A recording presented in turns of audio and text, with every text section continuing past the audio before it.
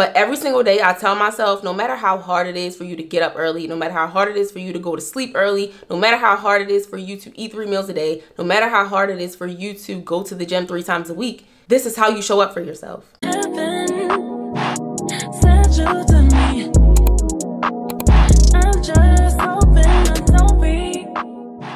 Hey girl, welcome back to my channel. My name is Trinity. If you're new here, today we're going to be discussing how to show up for yourself. These are easy, practical ways to show up for yourself. So I looked up the definition for showing up for yourself, what it actually means to do that. And I found something that says it's basically another way of saying loving yourself, honoring yourself, and being your own biggest supporter. This is like the ultimate form of self-care. So we're going to discuss some practical ways to do this, some simple ways to do this. Y'all know I'm big on things being very practical. I hate when I watch videos and people are just like, oh, wear this, walk like this, talk like this. Like, no. That stuff is nice, but it doesn't always work, and it doesn't always make you feel like you're accomplishing the things that you're setting out to accomplish. So without further ado, make sure you like, comment, and subscribe, and let's get right into it. Number one, we're going to start with this one because I feel like this is the most simple and probably the most important, but you want to make sure you're taking care of your basic needs. What are your basic needs? Water, food, exercise, sleep. These are the things that you need in order to survive. I know I'm not the only person who has trouble drinking the amount of water that I'm supposed to drink on a daily basis. I feel like a lot of people struggle with that. And I've talked about this in a lot of my recent videos, but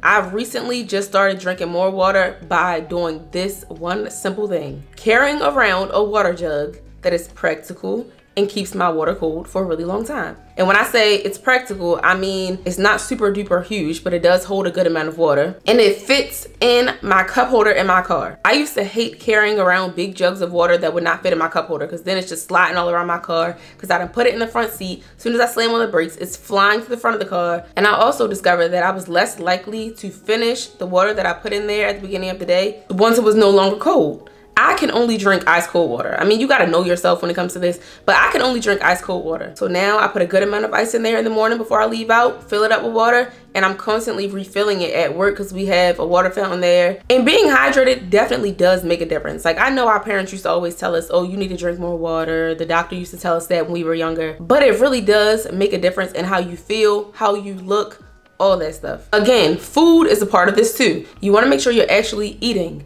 I have said this before on my channel, but I have been struggling with eating 3 meals a day since I had my son. But yeah, making sure you're eating enough is important.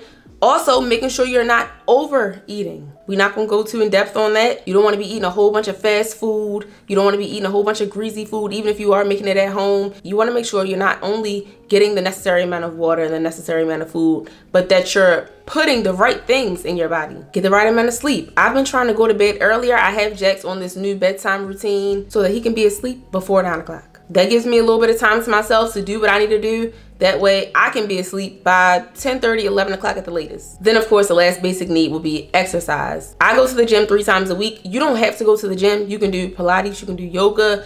Even if you're just stretching in the morning, you might just take a walk. Your exercise does not have to look like everyone else's, but it is important. These are all of your basic needs. Number 2, you want to make sure you are creating routines, and not only creating them, but sticking to them. Sticking to your routines and your habits. As humans, we thrive off of routine. I didn't really pay much attention to how much humans need routines until I became a mom. I think anyone who has a kid knows that you have to have routines when it comes to your kids so that you can get everything done that you need to get done. Now, my issue is I'm good at creating the routines, but I'm not good at sticking with them. I'm good with my morning routine with my son. I'm good with his bedtime routine. But when it comes to my own personal routines, I fall off. I've been trying to commit to getting up at 7 o'clock every morning so that I can get myself together before I get Jax up.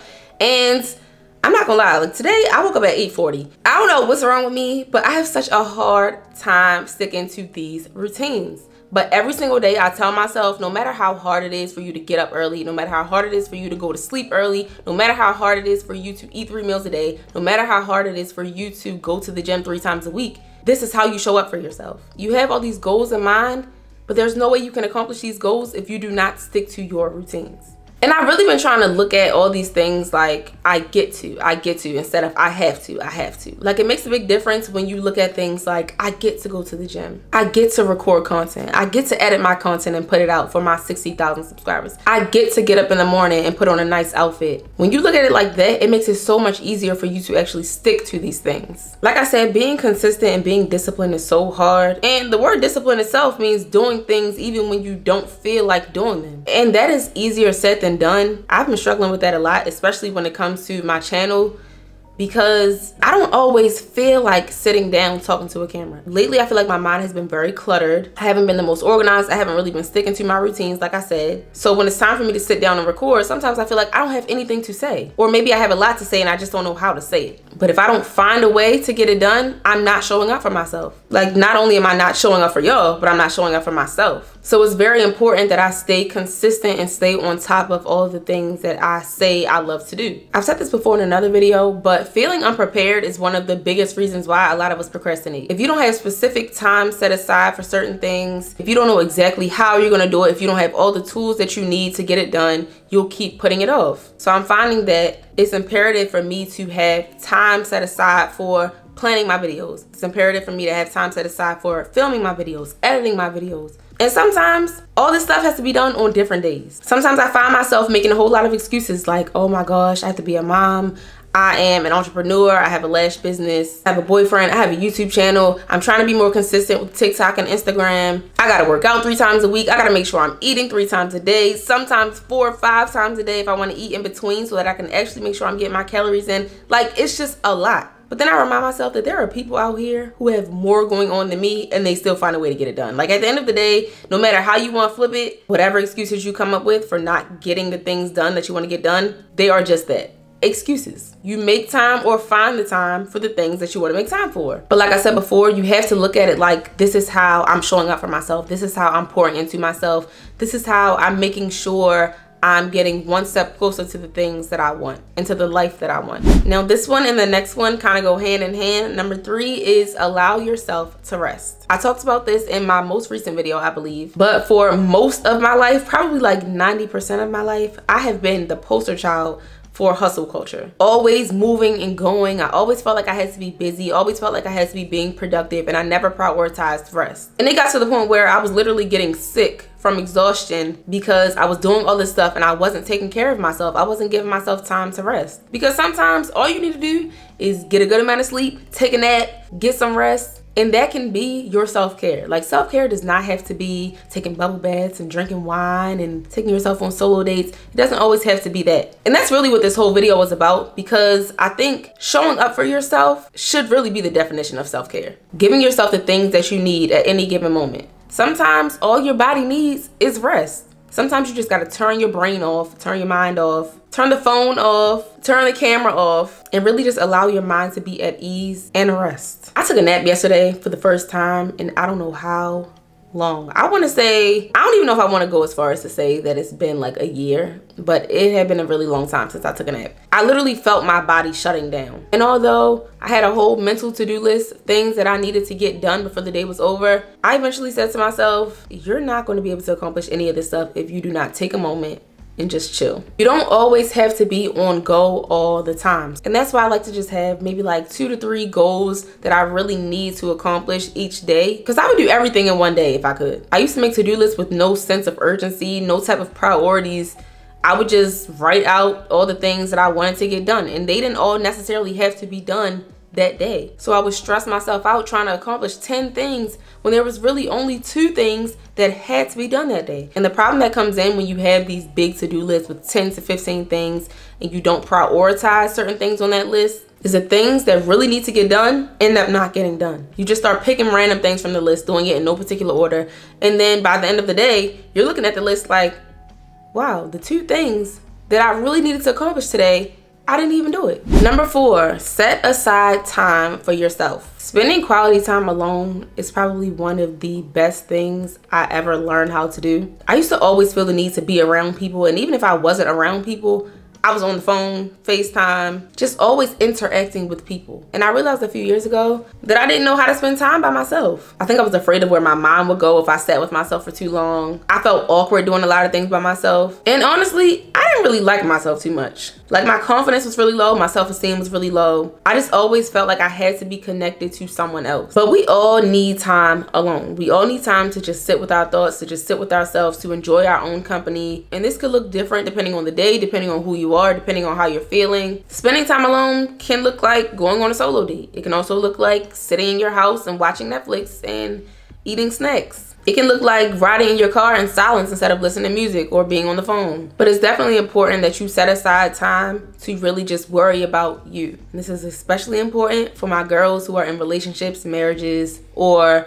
my girls who are mothers. Because I feel like being a girlfriend, being a wife, being a mom makes it really easy for us to neglect ourselves. Like, I have learned since becoming a mother that I have to save some of me for me. I can't give all of me to my son. I can't give all of me to my boyfriend. I can't give all of me to anyone because I have to have something left for myself. That's the only way I'll ever really be happy. When you empty yourself and give pieces of yourself to everyone and leave nothing for you, you end up resenting everyone around you. And this brings me to number 5. The 5th way you can show up for yourself is by creating boundaries. You have to learn how to tell people no. And I know it might be real awkward in the beginning. You might feel like you're being mean, especially if you're used to being a people pleaser. But like I said, you gotta save some of you for you. If you don't feel like doing something, don't do it.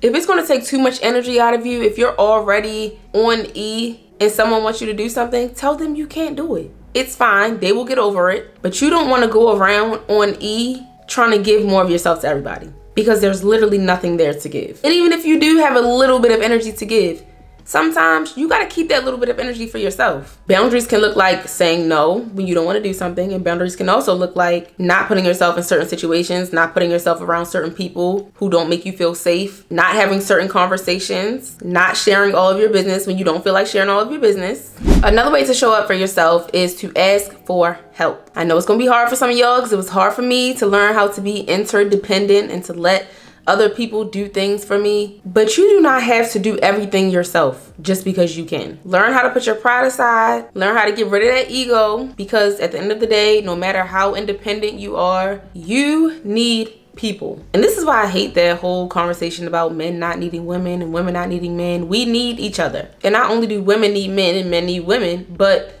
women need women as well. I hate hearing women say, oh, I don't deal with females, because y'all know that's the word they like to use. I don't like being around females. I don't hang with women. Why not? I personally don't trust no woman who feels like she does not need other women. We need people. As people, we need people, period. And when I say ask for help, I don't even just mean like asking your man or asking your friends or just asking co-workers or whoever. I mean like designating tasks or outsourcing, paying for convenience. There's nothing wrong with hiring somebody to come get that laundry, wash it, fold it, and bring it back to you. There's nothing wrong with getting meal services. There's nothing wrong with hiring a housekeeper to come and clean your house, even if it's just once a month. That's something I'm about to start doing.